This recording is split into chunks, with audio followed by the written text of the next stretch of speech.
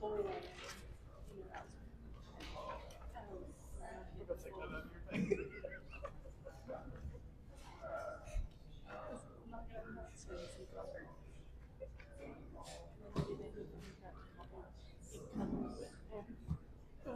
so I'd go through their first and I was sitting there thinking, I know we wouldn't be playing.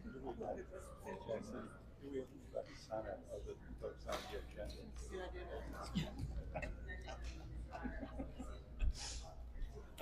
Just a thought. I'm glad that you thought about it. Okay, good deal. No, you can see the original copy highlighted. It is 6 o'clock, and I'm going to call the meeting to order.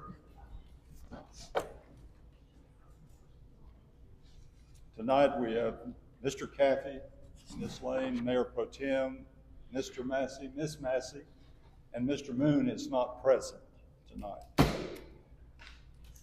So at this time, I'm going to ask Chief Lee Dixon if he doesn't mind to lead us in the invocation. Most gracious Father, we come this evening, thank you for allowing us to listen. Now we ask you to be with the council as they consider the messages for each citizen, not of themselves. I ask you to sustain this nation. Time for this. Father, just be with each and every city employee, each and every citizen that's represented here today, so we got the records. Keep building all around us. Father, just continue to bless the city of Honeygrove. Grow and prosper. This is blessed in all our holy name. Amen. Thank you, Chief. Tonight, everyone who is going to be speaking, there's no one signed up to speak in the public forum at this point, so I'm going to dispense with reading the public forum statement. Everyone here, I believe, is scheduled on the agenda and is part of the agenda, and so we're going to move along to item 5 on the agenda, and that's the consent items. Councilmen, councilwomen have in their packet minutes from the previous meetings, the City Council meeting of July 8th, the City Council workshop of June 22nd, and we have the liabilities disbursements, in other words, the expenses and the income for the city. We have a city secretary report, a police department report, utility department report, and the fire department report. And unless there are questions about any one of these, I will entertain a motion to approve the consent items. I actually brought some corrections back to Chastity. Okay. So I will make a motion to approve these items with those corrections. With the corrections. All right, so we have a motion from Ms. Massey that we approve the consent items with the corrections that have been provided. Do we have a second? We have a second from Ms. Lane. All in favor? Raise your right hand. Motion carries unanimously. At this point, number 6 is mayor or council presentations, and these, of course, are it's for information only, and not action items. So if there's anything from any of the council members that you would like to bring to the attention of those present, you may do so now. Hearing none, we'll move to item 7, old business, consider or take action. Item 8A is the 360 broadband franchise agreement. And I believe you have been provided with a copy of the one that has been sent to us that has been basically approved by Broadband's attorney.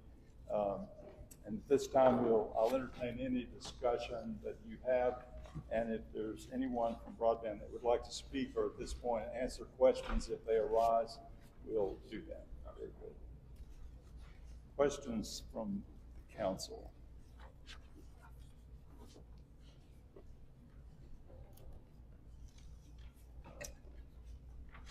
Does our city attorney have anything to add? Oh, maybe. You're here. Thank you. Okay. Very good. He Thank didn't you. announce me present, so I thought maybe I would just slide him through this time. Yeah. And that would be done. Thank you, sir. I reviewed this generally, there's not any issues. It says the same thing that the one I proposed said, just in a different way. There are some things that I'd like to have fleshed out. It's on page 3, and if you got this, well, nobody's doing electronic for this week. Let's see, section 4B, where there's a requirement that they place on file with the city location of poles and conduits erected or laid. There's not a time deadline in there. So kind of like to know when they have to do it, when they have to come in and say, we're gonna do this, like is it immediately, is it before they do it, is it after they do it, when are they gonna do it? And then in section 6E, which is right down, is it 6E? Yes. Yeah. 6E. To it.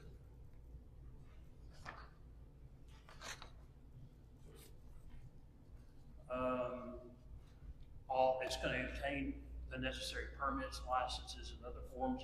I think the city needs to be copies of those. If they're permitted and they're licensed, the city, they need to deliver those to the city as soon as they get them, so we'll know.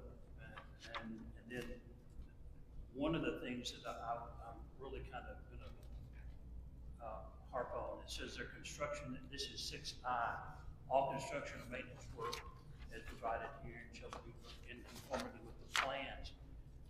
No indication when the plans are going to be submitted to the city. When are we going to find out what the construction plans are? My history is that sometimes the cities get overwhelmed with these contracts, and you don't know when people installing this fiber optics are in town. And so there's a break in the line, there's a water break, there's something else here, and all of a sudden there's all these work orders that the city has to answer. So at least for the first several months of construction, I think they should be required to tell us when they're here and what part of town they're going to be working in, so we can kind of be prepared, for lack of a better term. We'll know where they are and that they're here. If people start calling in with water breaks, we can tell them, hey, we're on it, we know what's happening, we can get out there and do that. And their construction plans, again, if they're required to produce some, then we need to see them. Before you start construction is usually how that works. The only other thing is the compensation, and that's something for the city council to decide. This particular document requires $1,000 up front, and then 1% paid annually 30 days after the anniversary date that the document becomes effective, which means it's 13 months before you see any more money, basically. The one that I proposed asked for the same $1,000 up front with a 5% fee paid quarterly. Now, and that's either one of those is fine. It's just what you want to do and what you want to settle for. 1%, 5% negotiated, and how often you want it paid. So that's all I got.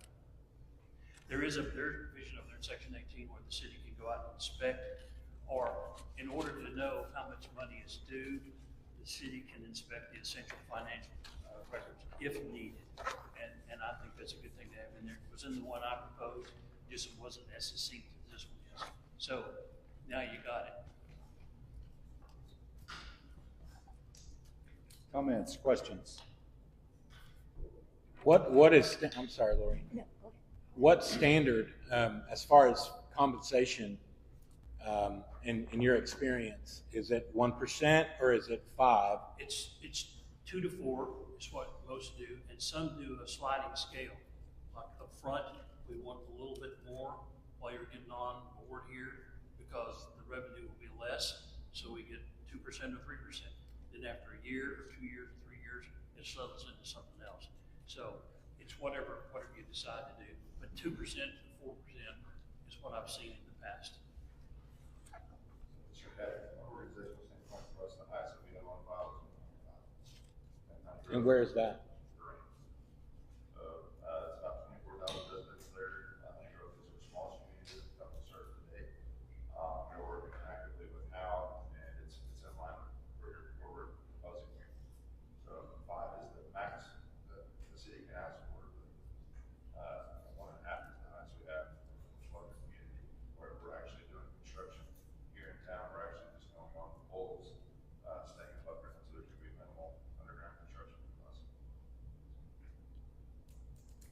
You asked my question. I'm sorry. No, that's great.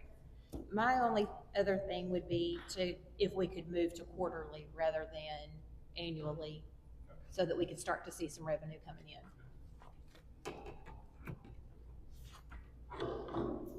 And do you have any idea of when we would get those plans as? It's dependent on the franchise agreement. So we're ready to go. I've been told that this might take like 90 to 120 days to get done. Our crews have been here every city council meeting besides with Transtel. I don't want to overshoot, but I think 90 days will get this done. So it's not going to drag out for a year. Well, I'm assuming with plans there'd be a map, so we would know exactly where you guys are going to be. So that's really what I'm asking is, when will we know exactly where you're putting in the things that you're going to put in? You guys will know. We're very upfront with where we're at. We'll have more signage. I think the initial proposal that you shot us over, there was a request for a call every day at 7 a.m. Charles will be very aware of where we're at, what we're doing. Every day? Okay. Where we're at. But I think we can have it to you after tonight. Probably I'll just say within 30 minutes. I don't say next week. Is there some way to memorialize that? Because lawyers are kind of, everybody has a handshake deal in Madrid, and all of a sudden something goes to heck, and somebody points at me and says, "Why didn't you get that in writing?" And I go, "Well, okay." So I don't know the frequency, but if you're saying, "Hey, we're going to call every day," that's fine. But I'd like some frequency in the document. So if it doesn't, I can call you up and say, "Hey, we hadn't heard from you, and it's been 2 weeks," or something like that. Yeah. On those changes that Mr. Hamilton requested, do you think that would be an issue to get those written in? Just on the date timeline for those specific guys, yeah. So I've got the timelines for when we're going to be here, what we're doing. When timeline of when we're going to deliver those back to the city. Right, the construction plans, when we're going to get those, and that in conjunction with, "Hey, we're here." Right. The other thing is licensing and permits. If you have to get any specific for this job, deliver them to the city when you get them. Just time is of the essence is the magic language. And the other thing is if you're hanging things on, I think it was in 4B, is if you're putting things on poles and things of that nature. Let me get there. Yeah, it is section 4B. If you are locating things on poles or other places, then you've got to tell the city where the pole, the conduit's going to be. And we'd kind of like to know that if you're going to hang stuff on a pole, and that can be part of your report. Look, we've done this, we've done this. We're working on the policy with all the providers right now. All right. It's my understanding you've moved away from in-ground work, and we'll be installing them on poles. Yeah, it would be extremely helpful to know a work schedule, who's here, where they're going to be working. Because we have Atmos Gas who's here now working. And we've had not a lot of issues arise from their being in town. The ones that we have, we've been able, they gave us the name of the individual to call, and I've been able to call and say, "This person has a question and I don't have the answer. Could somebody from Atmos let us know what the answer is?" And so they're kind of in a number of different places right now, doing a lot of digging. So they're going obviously in ground. So they're working on a number of streets. So it would be helpful probably for us to be able to answer questions for them as well, if they have questions about what's happening where they are at the same time. This is general contact sheet of our team. Yeah. So the other question really has to do the quarterly. You've kind of answered the quarterly question of being paid quarterly. The other issue has to do with the issue of the percentage amount from the council. What's your thoughts?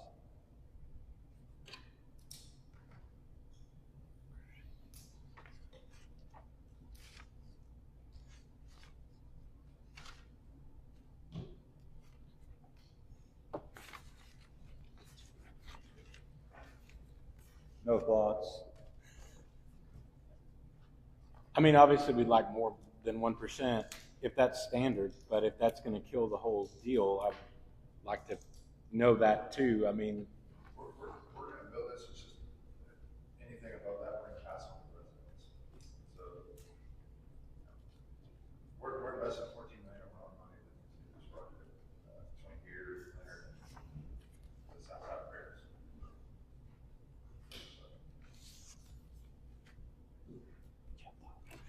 Anything above what would be passed on to the residents? Anything above what was proposed. The 1%?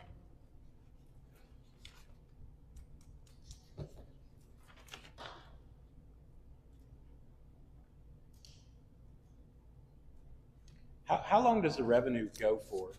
It's quarterly, is that for just, I mean, is that indefinite or? So in the original document that we received from Mr. Hamilton, had a 27-year timeline, and ours would not be timeline, this is the longer year. I think yours said 30 years. Right at the front end. I don't think we have it in there, but that's the one that we have. Mine said 27, I think yours said 30.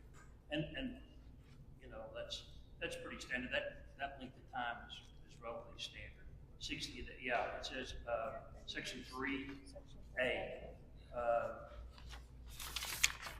will be in the right of ways doing this for 30 years, 6 months.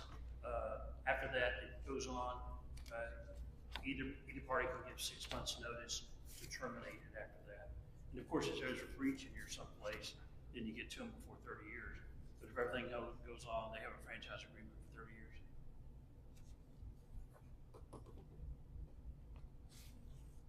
By that time, fiber optics will be obsolete. No, I'm just kidding. Something else will be doing. We done something else. That's something together. That's something. Just kidding. But no, we want to be a partner with you guys. We're going to make this as easy as possible on all parties. We'll work hand in hand with Charles. We're bringing an experience to town, and we're not just some contractor that's going to blow and roll through and do the city dirty. We've seen that in some of the areas that we've got competitors in. We don't want to be that. We want to hire the best contractor in the country to train stuff to help us do this. They've done municipalities all over Texas, Oklahoma, Kansas, and Arkansas. They're top notch. They've got a lot of skin in the game with this, and so that I feel like this is going to be a good partnership. It's going to be an easy transition for you guys, easy construction process. For all parties. What is your pleasure? I'm with Brandon. I would like to see as much as we possibly could, but I don't want to roll it back over to the residents. Yeah, I'm fine with 1%.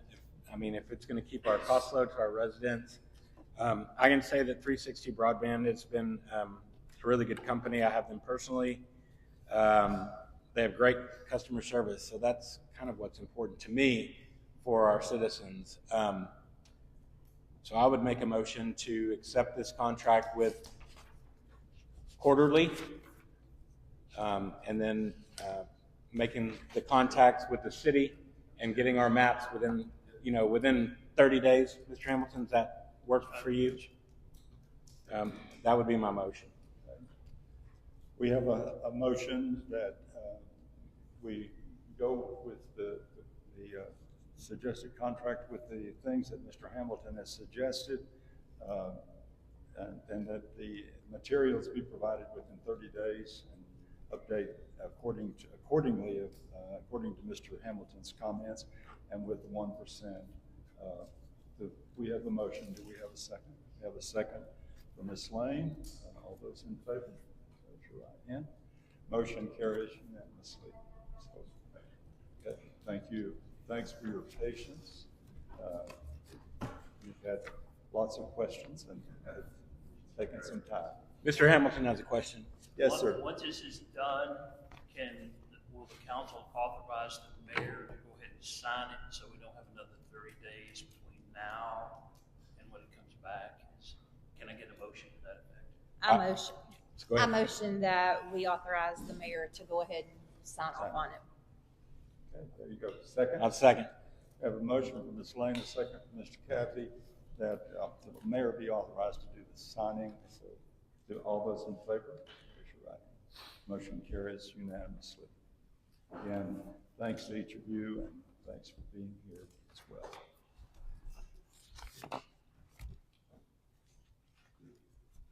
The second item is bank account for Crockett Park. We've had discussions about creating a bank account for the group, the kind of beautification group who have been working with that particular program. How are we doing that? Are we doing anything with it? We have one check sitting We waiting have- to be deposited, and that's why I'm asking. Yeah. It's been there, but I tried to call the bank to see about adding to ours, and they said it needs to go before y'all. So it's your decision, and then Hamilton had mentioned last time that we might need to look into that before we start accepting donations as a city. So is, Are we the ones that are accepting the donations, or is that the beautification committee that's The accepting beautification it? committee asked for them, but they are having them drop them off with us, and we had talked about maybe opening a bank account so people would be more willing, but then it comes into the other things when it comes to us. are they going to be under the auspices of the Chamber of Commerce? Or Yes. Yeah, okay. Because it's already a nonprofit, and so Yes. it used to be. So, anyway, that's what I'm wondering. It would be through the chamber. Yes, sir. Not through the city. Correct. But if we do a budget line for Parks and Recreation, would that interfere with it? No. All you have to do is keep this money segregated, because it doesn't really belong to you. We're kind of sort of the trustee for it, to keep things going. And the last thing you're gonna have is an audit that said, guess what? These dedicated funds are so commingled with something I can't make heads or tails of. So you just gotta keep it separate. There's two choices. Keep it separate accounting wise, put it in the same pot and just account for it, period. Or put it in a different pot so there's no chance that it gets messed up. Those are the only two choices. That's it. And if you say we're gonna account for it, that's fine. It needs to be in your budget so that there's a line item to account for that money. And if somebody comes in here and said, hey, we want to spend another $120,000 to buy a couple of police cars, and you say, well, where's the money? Well, there's money in there, but if it's that money, you can't touch it. Okay? And he's not going to spend that kind of money. That's one of those expensive things that sometimes comes up. Anyway. So yeah, that money is sacrosanct. You can't do it except for what it's done, and that's you guys have a legal obligation to protect it. Absolutely, but you can do it either way. So, which would you prefer? It to have its own bank account. So I motion that we open a separate bank account for Crockett Park at Veritex Bank. Veritex? Yeah. So that's completely separate than Yes, from that's city the funds? only Nope. thing that would go in there. Okay. I would second. We have a motion from Ms. Lane that we open bank account for Crockett Park, that's specifically for that use. We have a second from Mr. Cathy. Any further discussion? I'm assuming not. We will move for all those in favor. Motion carries unanimously. Item C is actually just opening up bids for 801 East Scott Street. It's a small piece of, yes, sir? Beg pardon? Where was it posted for sale? Has it been posted? No. That's Not what yet. we're doing tonight. That's what we're doing tonight. We're putting it up for bid. We're taking bids, so we will post it, yes. But we'll have to put it out for bid, yes. And so that's what the agenda is about tonight. To post it and to take bids for 801 East Scott Street. It's a small lot down on Scott Street. Comments or questions? Do we need to tell me about this? Do we open it up and say, okay, it's going to be for 30 days, place your bids? We can set the timeline for it. Okay. I think. So it can be set for whatever you'd like it to be set for. But we need to get it posted. and have it up that long. Yep. So whatever is your pleasure. Would it be the same as we did for the Armory where they would tell us what their plans were for it, or do they even have to do that? I'm not sure that they have to tell us necessarily. I guess you could put some sort of restrictions on selling and say this property for sale to be used only for, you can put that as a bid restriction in there. But unless there's something like that in there, all they can say is, I want to buy that real estate. And then whatever it's zoned for is what they have to use it. So you can do it either way. But if you put it in there, it's for sale only for this purpose, then they buy it for that purpose. Is it zoned commercial right now or residential right now? It's residential? Not exactly sure where it's at. Okay, thank you. Very small? Yeah, it's just an area street. Other questions, comments? Are you ready for a motion? I motion that we open up bids for 801 East Scott Street with a deadline of 30 days from today, or by the next council meeting. Okay. By the next council meeting, we have a motion that we open bids for 801 East Scott Street for a period of 30 days, or at least by the next deadline is the next council meeting. We have a second. Second from Mr. Massey. All in favor? Motion carries unanimously. I have a suggestion for agenda items here, because when I read this too, I thought, hey, we probably got the bids, we're going to open them up. And I understand now we're just going out for bids. So maybe if we don't have bids to open, we need to say proposals for, or bid proposals for, so it's a little bit more clear. Because when I read this, I thought, oh, we've already got the bids, we're going to sit here and open this stuff up and look at it. Yeah. So it's a little confusing. So Yeah. let's try to make that distinction in the future. Thank you. Good suggestion. Thank you so much. All right. Moving to item 9, new business. Consider take action on A, proposal for 2025-26 fiscal year tax rate. And you have some material in your packet, and we have a guest here tonight who's going to walk us through all this from the tax office. Do you all have the worksheet that looks like this, probably? Maybe if you could use somebody's speaker, please, microphone, that would be helpful.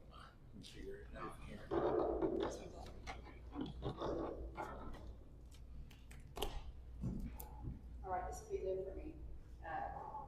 Having me mic up to do this. So the minimum, I'm saying the minimum, you have several options with your rate. You can adopt the no new revenue rate, which would generate the same amount of levy as you had last year. Your taxable value is a little bit higher than it was last year, so that number is less than last year's tax rate. Last year's tax rate was 0.576 for every $100 worth of taxable value. Your no new revenue rate this year is 0.547423. Counting in new improvements that aren't in this no new revenue rate would give you about an additional $8,400 in levy last year versus this year. You can your voter approval rate is the highest your rate can be without an election, and that was a 3.5% increase over last year's levy.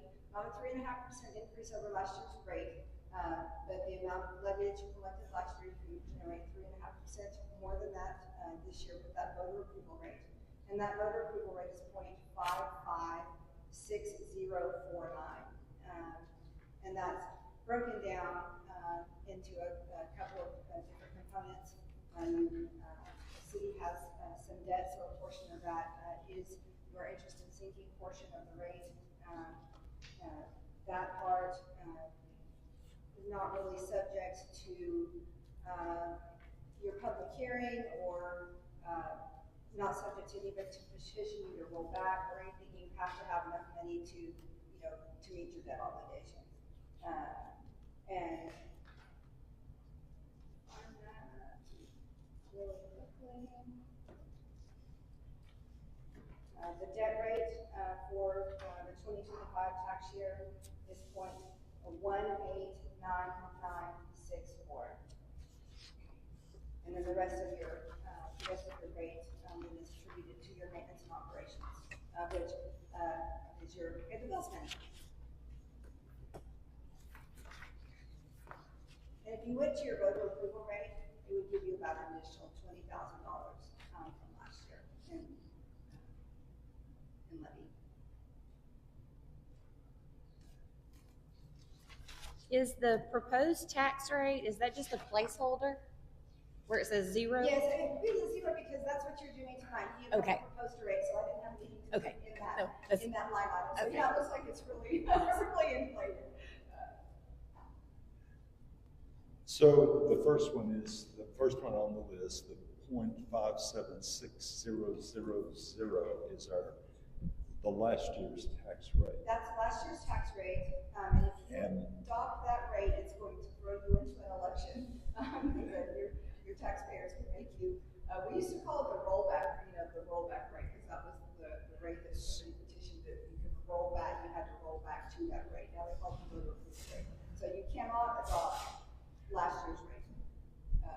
The highest your rate can be is the 0.556049, that voter approval tax rate.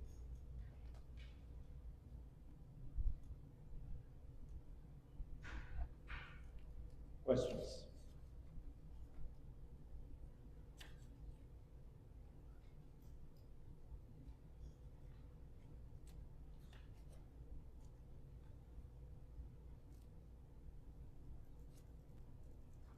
Just like to point out, if you adopt the no new revenue rate, and it's not up to me, you were budgeted and how you spend it and everything, but your no new revenue rate generates the same amount of money as last year. Yeah. So when we get to this time next year, your no new revenue rate is going to generate the same amount of money as the year before, which is in essence the same amount of money as the year before that. And I've been doing this for 27 years. I've seen some small municipalities, do that to keep their tax rate low, and you carry that on for 3 or 4 years, and then they're kind of in a bind, and there's not really any way to recoup that money or to even stay on a level playing field. It seems like in the last couple of years, our tax rate has gone down just slightly.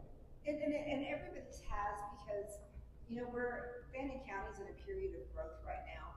A lot of it is the lakes, a lot of it are, people, coming in from the south. We've got a little bit of growth coming in from the west, from Grayson. But most of it is the lake and the Metroplex. And so that's driving property values up. So when your total value is up and you can only generate 3.5% more levy than you did last year, that's going to drive your rates down. Yeah.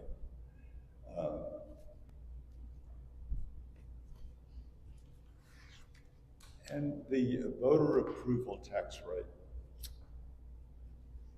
Talk about that. The voter approval tax rate, that's the highest you can go.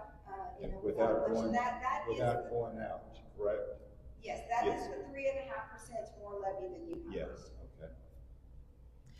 But the asterisk down here says the notice and hearing limit rate is the highest rate that can be adopted without notices in a public hearing. Actually, there is no, this form, and I'm going to blame that on my software company, there is no notice and hearing limit anymore. They did away with that several legislative sessions ago. And this is still the same form that the software company's using. Because if you'll notice, it's the same as the no new, that notice and hearing limit rate is the same as the no new revenue rate. There's nothing on the actual worksheet itself that picks up a line item for the notice and hearing limit like it used to, so it just rolls it up.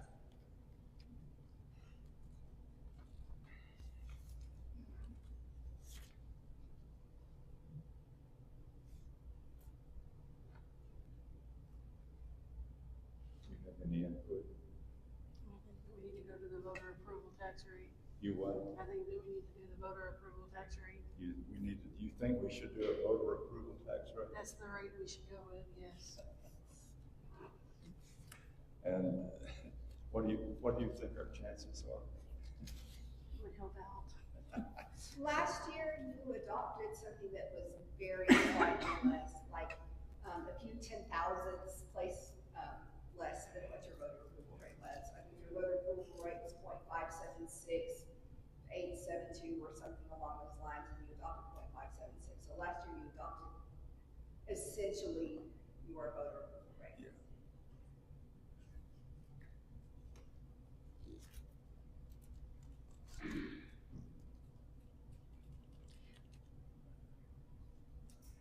Thoughts? If the no new revenue is going to potentially put us in a bond in the future, I would like to make a motion that we go with the voter approval tax rate. The voter approval tax rate. All right. We have a motion that we go with the voter approval tax rate. Is there- I'll second. We have a second from Mr. Caffey. All in favor?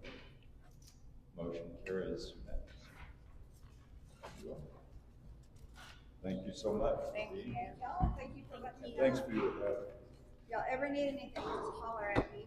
Thank you. Chelsea, you got my number. Thank you. Thank you so much.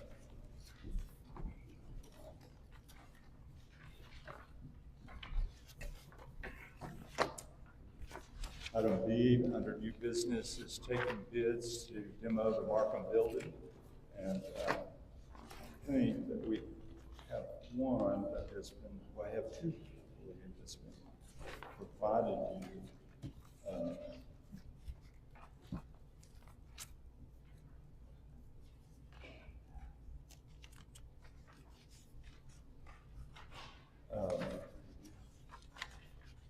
It's 35,000.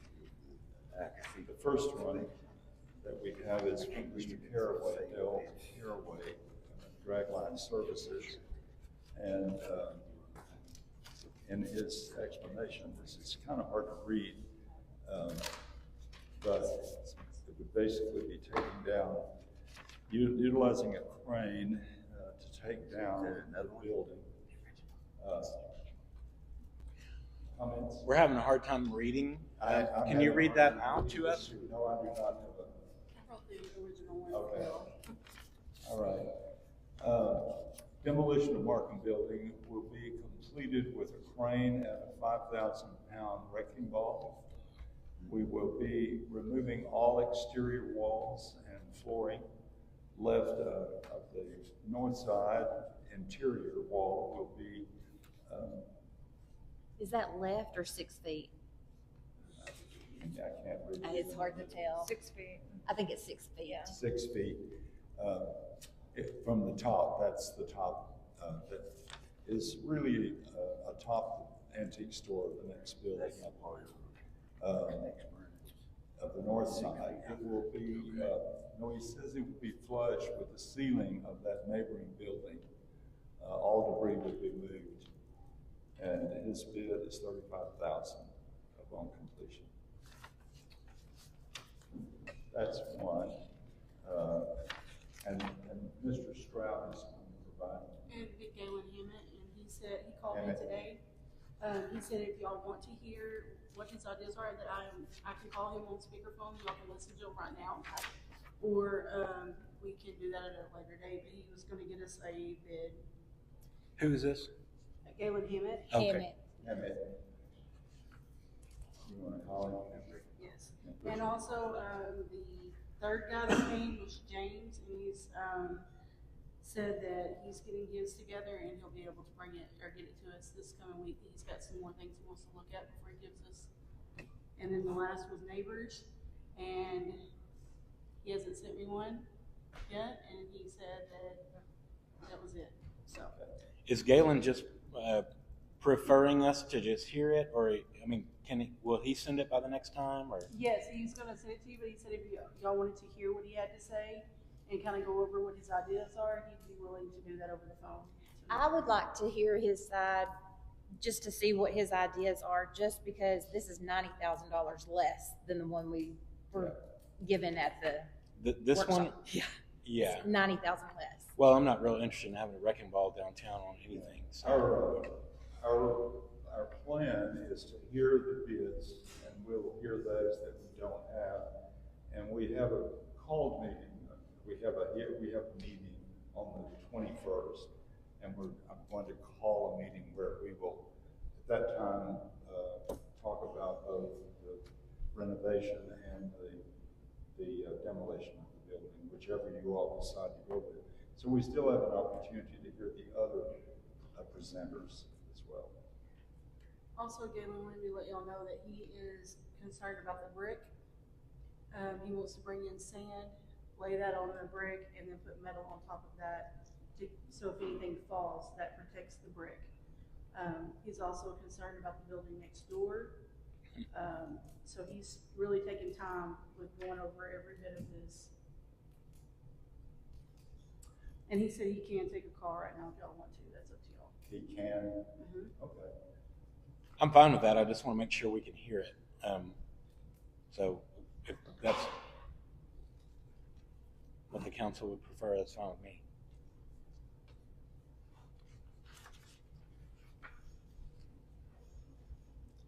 The reason we put this in the order that we put it on the agenda is that if we're also going to look at the possibility of taking the building down, the council, we felt, needed to know what the cost of taking it down versus the cost of what you're proposing with any kind of renovation. So with that in mind. Y'all ready? Yeah.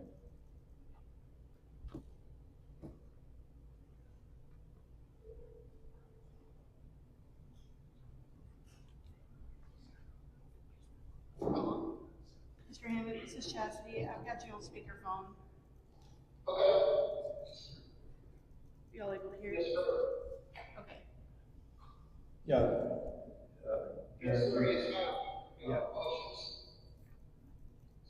They are wanting you to go over what you were telling me earlier on the phone.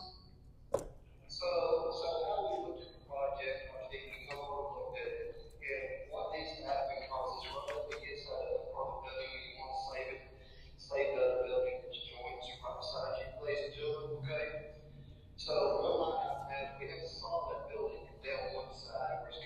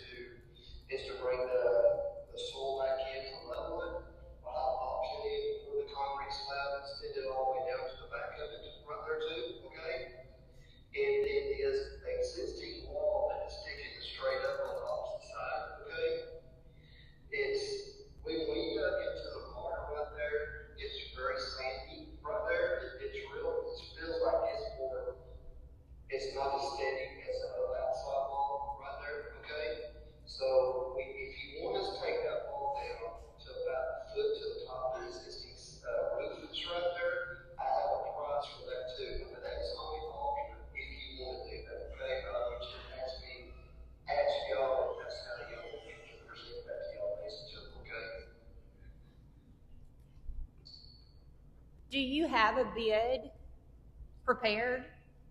Yes, we got most of it, put together, we just got finished getting our plate numbers, everything else we have. I will say we're sitting 85% done, I'll have it done in the morning, when I go over there in the morning. I was out today, they was in Dallas, I was in New Boston, we got most of it, I didn't get back in time, I was engineers later than I thought in New Boston, so I just didn't get back in time, because I would have already had it done, okay? No, that's okay. Do you Yeah. kind of have a ballpark idea of where it's going to come in? I like to go over it, and I told Chelsea right there, and this is where the money is right here. A big part of the money is bringing the dirt, okay? You have the volume, and I'm showing cubic yards of dirt, which we want to use a select fill line item. That's about a $45,000 number right there, okay? There's some of it's going to stay right there. The plates are going to be another $15,000 I'm going to be using to stand underneath it, so that's pushing over a number of stuff right there. Besides bringing down the full wall, okay? The number that and I got to see how much I squeeze it down. They give me all their top numbers, and I got to see how much I squeeze down, man. Okay, that's what I got to do, okay? But I can give you like a gross that they presented to me right now. I'd rather do some work on it before I present it to you. If that's okay, okay? Okay. Yeah, actually, yeah, if you could get it to us, get something to Chastity so that she has it and can put it together for us. We will be meeting and have a called meeting on the 21st. We have some other business to do on that same evening, but we're going to take care of to examine these bids and the proposals that evening as well. So. Our price might look a little bit higher, but what I'm trying to do, I'm trying to preserve all the streets I can right there on the side, because if a lot of them bricks, if they do break off on the side, so they do come down, they can go ahead, it's not going to hurt the streets for me right there, the bricks right there, okay? And I thought, and tell me if I'm right or wrong, that's how I thought Joe would do, try to preserve everything, okay? Absolutely. And then on that side, there's a sidewalk between that building, that's gonna get messed up by how all the two quarterbacks, so everything's quarterback. You know, they put the slab always to back, but that's all open, so you can select what you want, does that make sense? Yes. Yeah. So you have a whole bid to take everything down, what we're gonna do is preserve it, but then all at the same time says, slim stick right here, can I take this out, what's my chances of risking, say, if I don't put the plates down, the sands down, what do y'all think? That's why I'm doing it, but you might say, I don't want to spend that money, let's just do this other way, okay? Is what I'm trying to do, but I'm just trying to do it, it's fine, what I would do is fine, how to take care of it, okay, ladies and gentlemen, okay? Sure. But clearly, in taking it down, we certainly don't want to do other extensive damage that doesn't have to be done, and we don't want to put anybody in jeopardy if we can help that as well. So certainly, all of these things we know have to be taken into consideration. Right, well, we're having to bring dirt in and build it up on the inside, over 13 foot tall, is set the machine up there so I can reach as much as I can right there, because what I can't reach is just more valves for damage, and I don't know as much less damage as I can, just by saw cut and get your existing building on the front, we have to saw cut that right there. Listing and breaking all that out so you can see each line of the items, that's like it's broke out, okay? The only lump sum number I will have is just the tearing down the building but you'll even see my disposal, okay? So let me ask you one other question, okay? Is if I can or cannot take this off or what? So I've got a price going to a landfill of blocks. I know, and I talked to her too, we want to save some blocks. So you don't believe them, so it's decoration or what like that. But some of the stuff on the inside, do you have a close spot I can take this to and I will save the city money to do right there? The inside of the building, or do y'all mind if I don't take it to a landfill to buy a closer place I can have to save the city money to, ladies and gentlemen, okay? Now, if I'm understanding, you're asking where, we have a place for you to take the debris and. Yes, Yeah, yes. Yeah, I can either y'all got a place or I can find a place to take it, so I don't have to be charged for the landfill, because a lot of landfills will rip our heads off. I've got a price right now, paying to the landfill, okay? Okay. But what I can do is when I go to the team, either y'all can find a place or I'll find a place myself, I can take it, so we're not paying disposal fees, okay? That's what we'll do, okay? Bid both. If that's okay with y'all. Bid both. Bid both. Sir? Yeah, bid both. If you give us a bid where you find the place or we find the place. And the biggest thing is the mileage right there, because the mileage so far, we have to take it off, that's what we're trying to price up to, but I'll put a place so we know there for that. Okay. If that's okay with it. Yes. Yeah. Okay. Are we good? Okay, if you can get something to Chastity for us, that would be very helpful. As I said, we will have a called meeting on the 21st and handle this issue when we come together for another purpose. Okay, just, I'll have it together, I can have it together tomorrow, next day, whatever, I'll be in office all day tomorrow. But, if y'all need it like that, I don't mind, if y'all tell me, hey, I need y'all to come over here and explain it to me, just go ahead and break it out exactly what I'm gonna do, but, you know, out there on the side, I don't mind doing that either, okay? At all. Yeah. Okay, we appreciate your filling us in, and again, we'll look forward to seeing what you are proposing. And the sooner you can get it to Chastity, she can get it to the council, so they can begin to look over the information. Okay. Yeah. Okay, I'll try to have it, I will have this week if that's okay with y'all. Thank you so much. Thank you. Okay. Thank y'all. Anything else? Thank you very much. Thank you. All right. We wait for information. All right.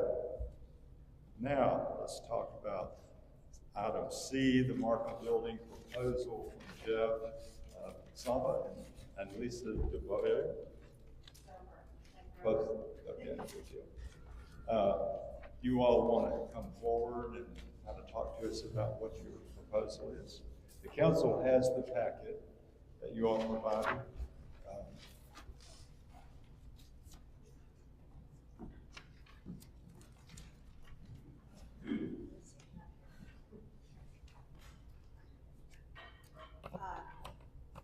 Well, in our presentation, we had 3 options. One was demo, which you just got a bid on that.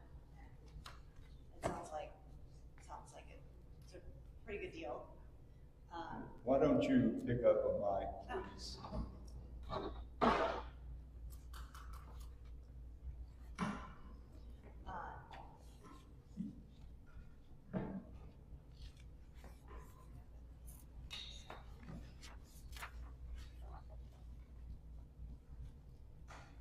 So, Jeff and I had put some numbers together.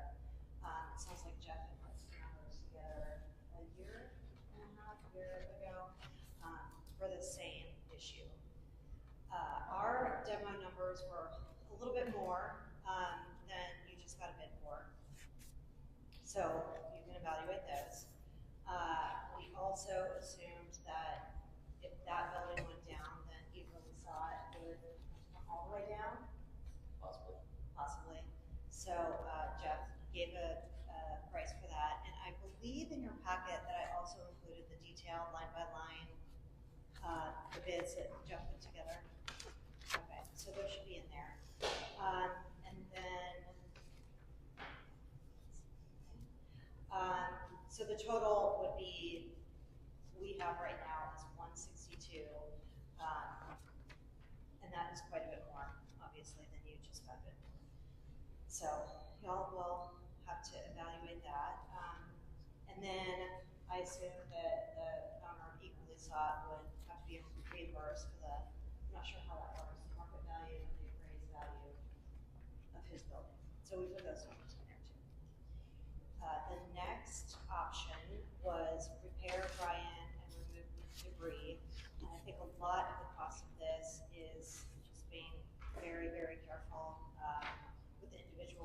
doing the demo and then anyone and anything around the building. Those numbers came in at $253 for demo, for repairing and fixing the front third of the building. And then that back southwestern wall, we weren't sure how much that's, so we put in a number between 20 and 30 to have that repaired. And then the third option that was kind of brought to us was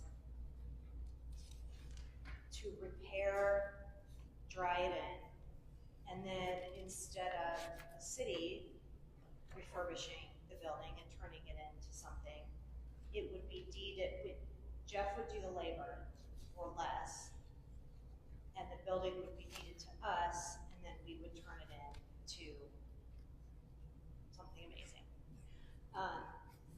And we had a couple questions last time on where that number came from, and I think the idea is if that were to be the scenario, the difference in what you would charge for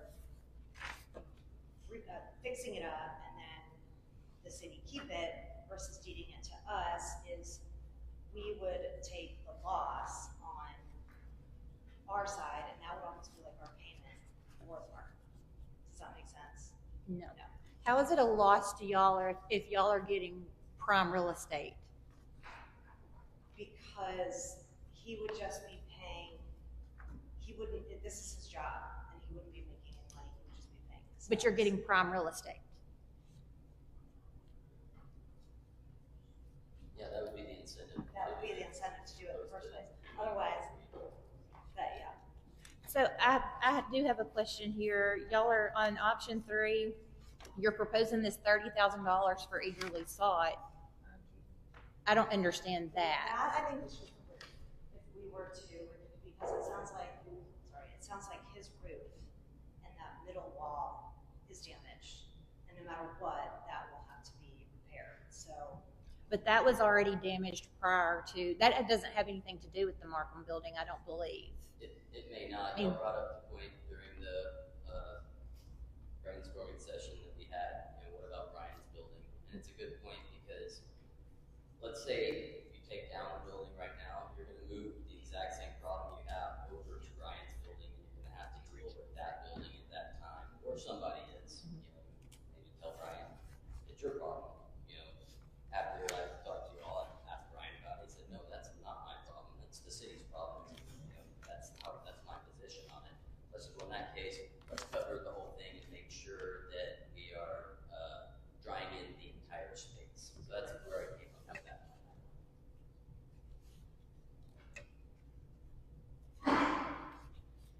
Other questions? Does any of this include, in the price, include the work that you've already done? Or is it, because maybe I misunderstood, I'm new to the council. I know this council spent some money to shore the building up, and I thought I heard you say some of these numbers were from a while back. So I don't know exactly the timeline. So I'm just trying to. I think the lease was saying that when we first came to town, we bid tearing the building down to the slab. We bid it at $49,500 at the time. Unfortunately, I can't touch that now. And the bid that we have is for the demo is shoring up that north wall and also digging out the slab that's there, backfilling like the other gentleman mentioned. So that is not the same bid as what we had looked at before, but that was a bid from a couple of years ago that I can't touch now. Sure. So y'all didn't shore up the north wall the last time? No. So what we did do recently, that for that $22,000 that the city hired us to do, we did shore up the north wall and the south wall. So the issue you're going to have on the north wall is on the inside of Brian's building where water's pouring through his roof and coming down that north side of that north wall. The same thing is going to happen, or similar. It's not going to be quite as labor intensive and material intensive because what we proposed and did on the Markham building was beams and vertical support. In this case, we just take a wall all the way down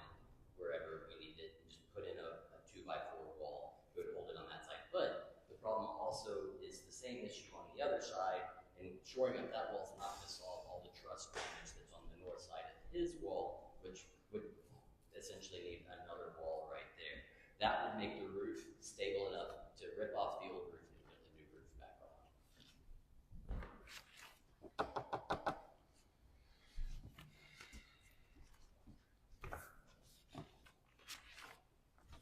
Other questions? Anything at all? Basically looking at it, every proposal involves the city bearing some expense. Yeah. Sounds like. At this time, no. Yeah. I mean, I think I mentioned last time, if there was any way I could make sense of just taking it off your hands, I would. That's a lot of money. Okay, any other questions? We thank you, and we thank you for coming. We'll certainly look at this when we meet on the 21st. Thank you. Thank you. Thank you all. And by the way, if you're finished with us, we're finished with you, and you can stay as long as you want to, or you can leave. Get ready to go. All right. Moving right along.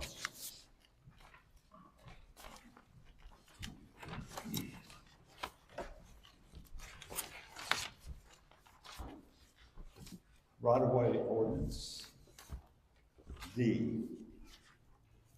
You have a copy in your packet. Mr. Hamilton, you want to say anything about the right-of-way ordinance?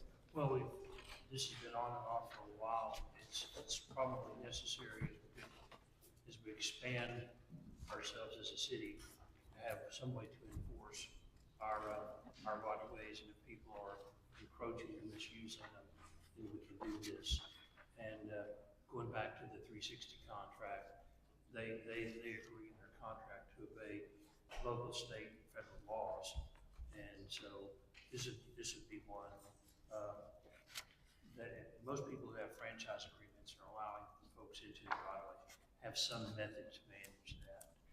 And that's just, otherwise it's like, get off our right of way, it's a public right of way, you have that battle. So there's a way to manage it, and it's proactive in doing that. I know it's long, it's lengthy, but it's been adopted in 2 or 3 other cities that I represent. Questions? Comments?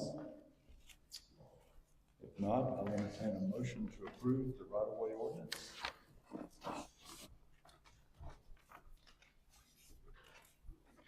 I'll make a motion to approve the ordinance. We have a motion to approve the right-of-way ordinance as written. Do we have a second? A second from Ms. Swain. All in favor? Raise your right hand. Motion carries unanimously.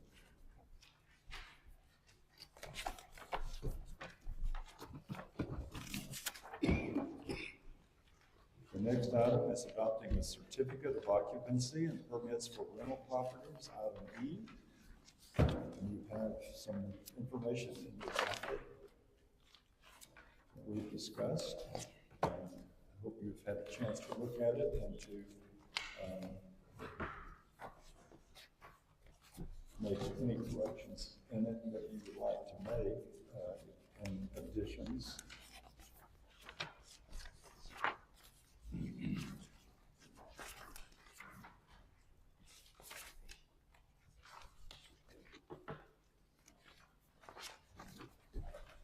I think when we talked about this in the workshop last, kicking some things around on page 4, there, subsection L. Yeah. There was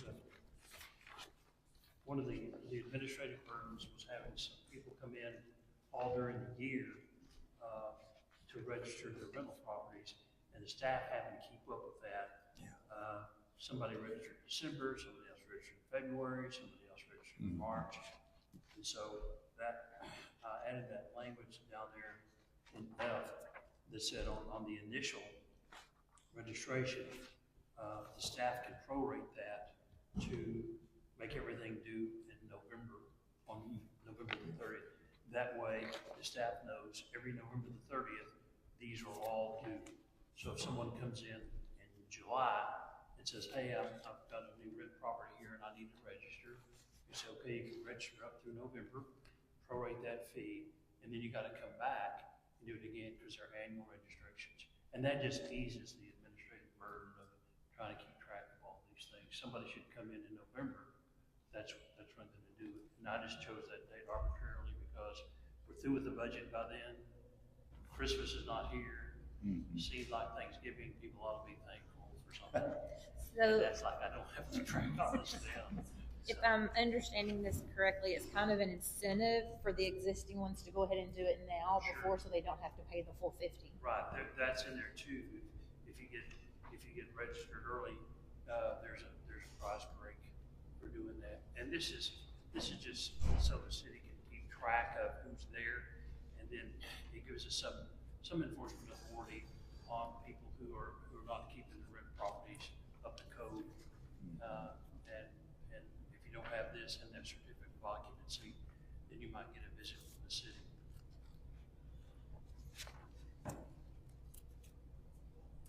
We just prorate by the month.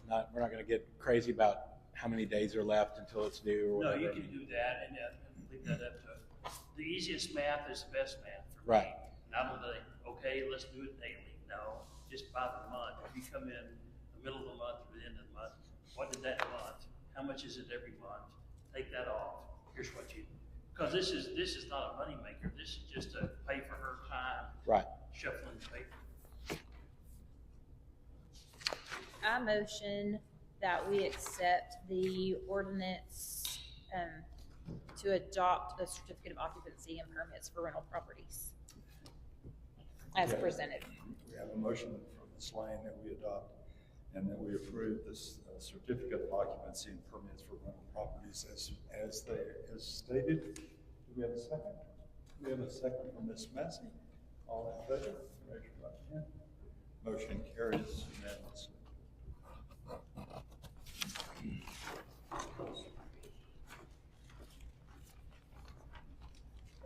That brings us to the RV ordinance, item F. And again, you have material there, and there was discussion at the workshop about RVs and how long they might,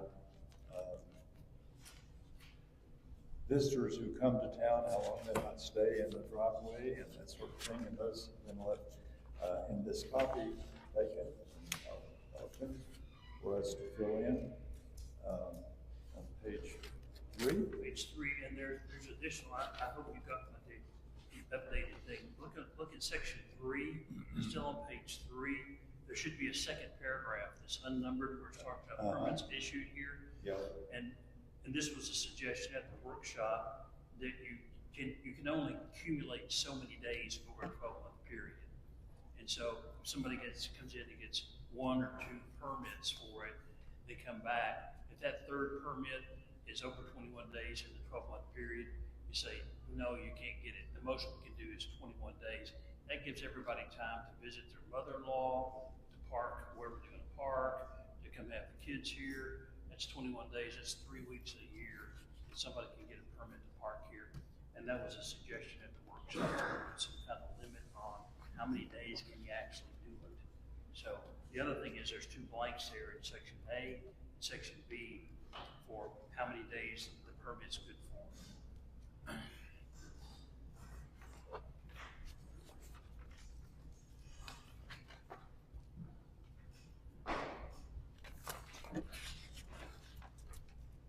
Discussion, comments? So in section A and B, you would just need a total number of days to plug in there? Yeah, yes, ma'am, that's correct.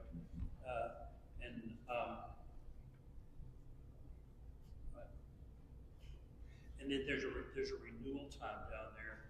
So, and that's in that subsection 3, that new language.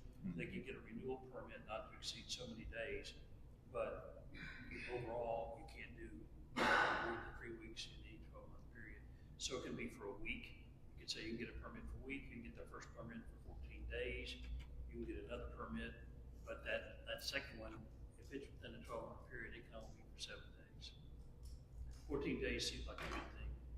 2 weeks, somebody's driving through, visiting their relatives, I'm gonna park an RV here, get a permit for 14 days. I don't know about you guys, but if somebody's in my driveway in an RV for 14 days, I'm ready for them to go. Love them like a sister. Time to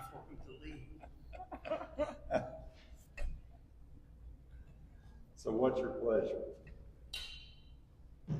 So would A and B be we went 14 days. A and B would be 14 days. And then they could be, and then the section 3 would be 7 if we went with 21 total. That's correct. Okay. You put 14 in A and B, and 7 down there in section 3, and that way your math totals right there. Right. And then if somebody had, if it's more than, if it's 14 months and they come back in, then guess what? They can do another 14-day permit. It's just, it's not complicated, but it sounds it. The only question that I had originally was if a person's building a house, they've poured their driveway and their framing's going up, do they come for variance? I want to be clear or are they just out of luck and they got to go out to the RV park after? They have to park in front of your house. Yeah. In your driveway. Not on my grass, but they could probably park on my driveway. Yeah, they'll be parking. The process is this. Anytime a permit is denied in the city, the denial of a permit can cause the Board of Adjustments to come into play. Okay. So if a person says, I want to park my RV down here for like 6 months while I'm building a house, then she's going to say, well, no, you can't. But here, you can appeal this to the Board of Adjustments. Then the Board of Adjustments gets to say, okay, we might want you to be here for 6 months, but look, how long is it going to take you to get this started? 6 months. But if you haven't turned the shovel to dirt in 3 months, it's done. Yeah. So you can manage it that way, and it's a pretty simple task. Yep. They can't park in front of this house because when I move, they'll be parking in front of my house. All right, okay, we can't do that. We'll write that in the ordinance, no parking down there. Okay. All right, what's your pleasure? I'd make a motion to accept this ordinance under section 2A and B with 14 days in that blank, and under section 3, are we adding that paragraph, the additional paragraph, and make that not to exceed 21 days? And that renewal permit, there's a blank right there in that it says you can get that renewal permit for not more than 7 days. That 7 will days. up. I think yeah, that's what I meant to say. Okay. So adopting the RV ordinance is stated with the additions of under 2A, 14 days, 2B, 14 days, and the second paragraph of section 3 for 7 days. Would you need to include in there 21 days total so that somebody, I mean, it makes sense to us, but. Is it not in there? Mine says that. Oh, does it? I think ours is missing that. Okay, no, it does not say that. Okay, so here's what happened. Here's the sentence I added. There's a semicolon after 7 days, semicolon, however, comma, because my mother was an English teacher. Yes. An RV may not be permitted for more than 21 total days in each 12-month period. Okay. Just if that needs to be put in the motion because we didn't have it, yes, that's in there. That was the additional paragraph I thought we were talking about. Was yes, sir. That. All right. And then also clean up the last page. The dates are wrong, and then. That was done when I did this. I'm sorry. The days and dates, everything are already right. Yes, sir. Okay. Thank you for looking at that. Sure. All right. All right. We have a motion to approve the RV ordinance as with the corrections that have been suggested. Is there a second? Second, Mr. Massey. All those in favor? Raise your right hand. Motion carries unanimously.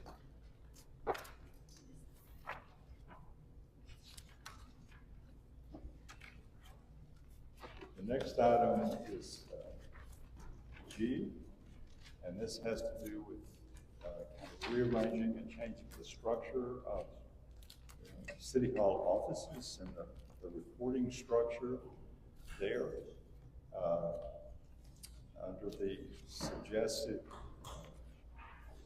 Under the suggested proposal would be to place the city clerk, the court clerk, and the water clerk directly reporting to and working with the city secretary. In the past, the court clerk in the other structure, the previous structure, the court clerk reported to the to the judge, our JP. And so we moved that back. And then Public Works, all of the utilities folks will report to the utilities director. And of course, the chief is the chief, and all of his folks report there. And the total structure involves the mayor and the city council. The city council, of course, represents, as you well know, the decision makers in the city. They are the decision-making body.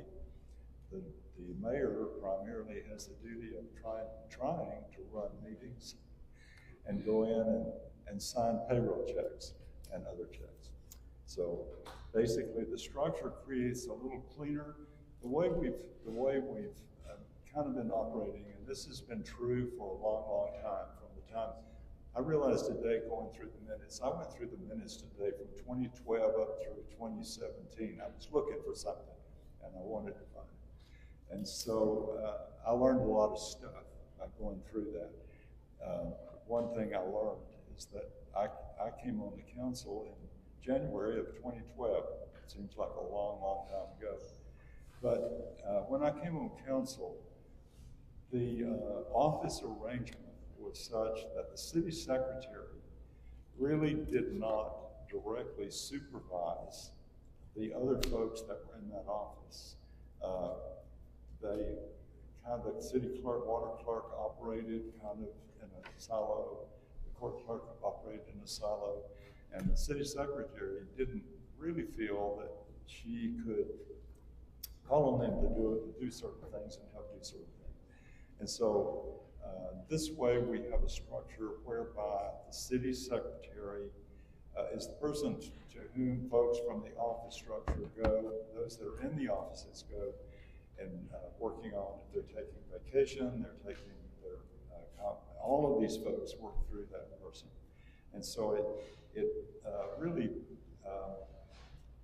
makes Chastity work a lot harder, is what we're doing.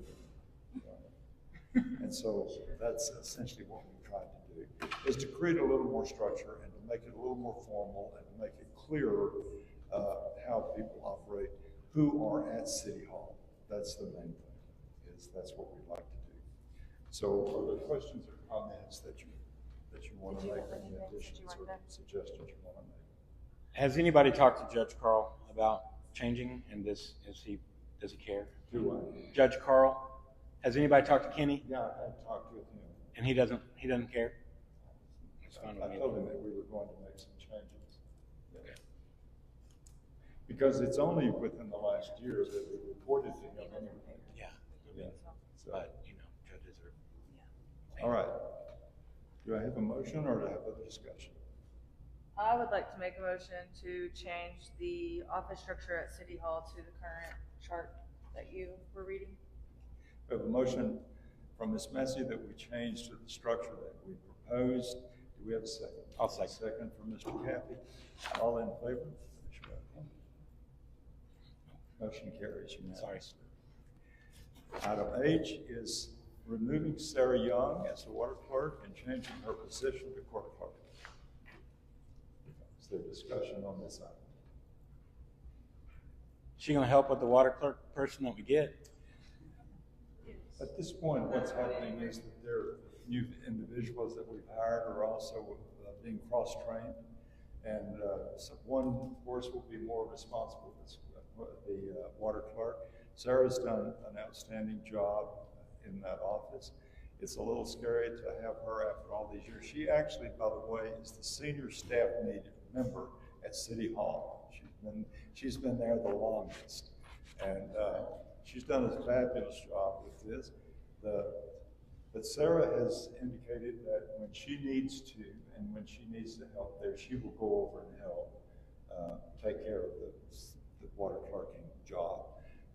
That's part of the cross-training, and she's willing to do that. Sarah will also, this will be more in line with Sarah's, one of her main interests, or one of her loves, which is police department and police kind of work. And so she will work with the court, but she will also work with our person who's doing code enforcement, and she'll work with him closely. She's also working very closely with Chastity, with folks who are coming in to get permits, and working with those folks who are coming in to try to build something here in town. She's learning all about city codes and trying to help folks do that as well. So she's taking on some additional duties, but she would like to move to the court clerk position. I make a motion, we approve that. Sarah be removed as water clerk and change her position to court clerk. We have a motion to move her, to change her position to court clerk, and we have a second. We have a second from Ms. Massey. All in favor? Motion carries unanimously. Congratulations, Sarah. Congratulations in order.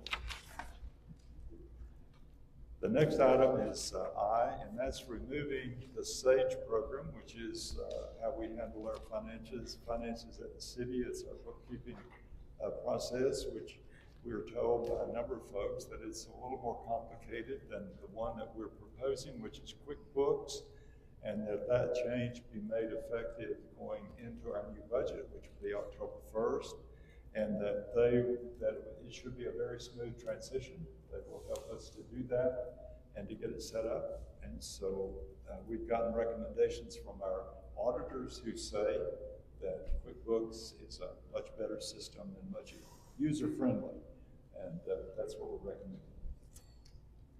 I motion that we discontinue use of the SAGE program and start using QuickBooks on October 1st. I have a motion from Ms. Lane that we quit using SAGE as of October 1st and use QuickBooks. We have a second. I have a second from Mr. Massey. And we're going to play back and forth. All in favor? Motion carries unanimously. J is an interlocal agreement between Texoma Council of Governments and the City of Honey Grove, allowing TCOG to assist with the assigning of 911 addresses. Obviously, when someone comes into town and they build a new home out somewhere, or even here in town, if there's not been a home there and it's a new location, then they have to be assigned an address. And that helps also with the 911 addresses. And so TCOG does this. I believe they charge us $50, isn't it? $55 an hour. Yeah. And yeah, so that's per time that they help us. Yeah. So is this a new interlocal agreement, like an updated one, or because No, we've never had one with them before. they've just done it, or? Well, yes, in the past they did, and they quit. And so they said it's our job to figure out the 911 addressing. And I mean, you're gonna guess? I mean, and then you have to send it over to them, and then they have to approve it. So they're approving it anyway? Yeah, well, Gotcha. yes, but if you let them do this, they choose the correct address, and you don't have to keep going back and forth if they don't like the address you chose. But if you're going based off of, like, my address, I had to get a new one. Mhm. And so I reached out to TCOG, and they told me I had to call the city because the city had to assign it. Same for you? Yeah. Yes, ma'am. And so they took, like, which it makes no sense because I'm off of 14th Street, but my address is 1001. The one right beside me is 1003. So if you go with the one that's next to it, Yes, but then they can also kick it back, they said. So with this, they assign it, and it's a lot less complicated for you as a builder, and they only charge us when we need them. It's not like a rate that we'll have to pay every month or anything like that. And I just went through this with them with the property on 82, and they're still trying to give me trouble, and they're the ones that assign it. So it's up to y'all on what you want to do. so if they're giving you trouble, are they charging us Because- hourly for the because trouble that that- they're giving you? No, we're not being charged at the moment. Okay. The gentleman went over there and talked to them and then came back with the letter. And I had to put it on our letterhead, and that lady caught that woman in the office assisting us. So she wanted to kind of kick it back a little bit, and I was like, no, this came from your office, so I kind of fought back with that a little bit. But what she said with this, we would not have that issue. So if it was something in town and you could easily pick it yourself, do you have to go through them if we do the interlocal? Yes, I still have to send it over to them on a letterhead. But you could still pick it and not have to pay the $55? Yes. Yeah, so if it's that simple. Yes. Yeah. But you know, down on, the one that I'm thinking of is down on 7th Street, down toward the shop. Those numbers were really screwed up down there. They didn't make sense, as I recall. They were just kind of random, looked as if they were randomly assigned, actually. And so that all had to be straightened out down there. So what is your pleasure on this? Do we have an interlocal agreement that they've sent us or somebody else is using? This is where You it's, have it. Oh, maybe I'm sorry. it's okay. I was on the wrong one. Go ahead. I just sent you what they sent over with the amount, and then I sent you the interlocal. Okay.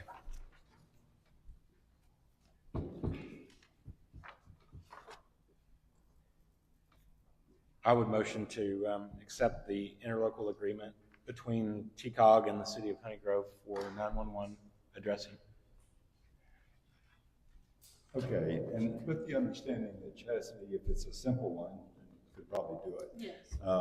But so we have a motion that we would go ahead and approve the interlocal agreement between Texoma Council of Governments and the City of Honey Grove to assign 911 addresses. We have a second. Have a second from Ms. Lane. All in favor? Motion carries unanimously. Item K, which is the last item, is the interlocal agreement between Precinct 3 and the City of Honey Grove to bring equipment to assist with maintenance. And this is just an agreement that we have with our local commissioner that that basically states that we support the notion of it's coming over here. One example, just to give you an example of what kind of thing that he would be willing to do, is that on the south side of town, where a lot of our water flows when we have heavy rains, there are two, they're not creeks, they're just little waterways through there. And what's happened over the years is that they began, as you might suspect, to fill in and have debris and other things fill them up. Well, it creates a real problem. And so in talking with our commissioner, Charles has spoken to him, and he's willing to come over and help come down there with his equipment and do equipment that we don't have, and come down and do that. But he wanted to have some sort of an agreement, so that's what that's about. Questions, comments?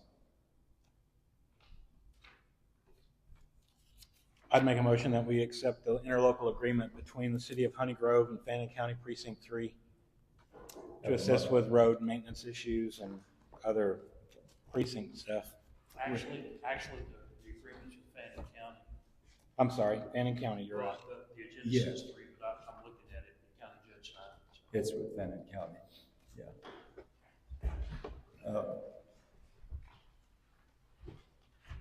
Can we make the correction to that? You don't need to correct the agenda. Precinct 3 is part of Fannin County. Yeah, okay. But we had this conversation in the past. Precinct 3 doesn't have the authority of the contract. To do that. It had to be the county judge to do it. So this document's okay. And I think it's there on their, it didn't go to Commissioner's Court. Judge Cunningham has it, it'll go to the Commissioner's Court on Tuesday of next week. He had it on there. He has it for It's next the Tuesday. Next Tuesday. So we have to have their approval. If we approve it. If we approve it. So we have a motion to approve the use of the equipment and for the assistance. Do we have a second? Do we have a second? Second from Mr. Massey. All in favor, raise your right hand. Motion carries unanimously, and we will send it. We will provide them with the answer that the city has approved if they approve. And with that, we're going to wrap up this meeting. I'm going to tell you all, just share a little piece of information.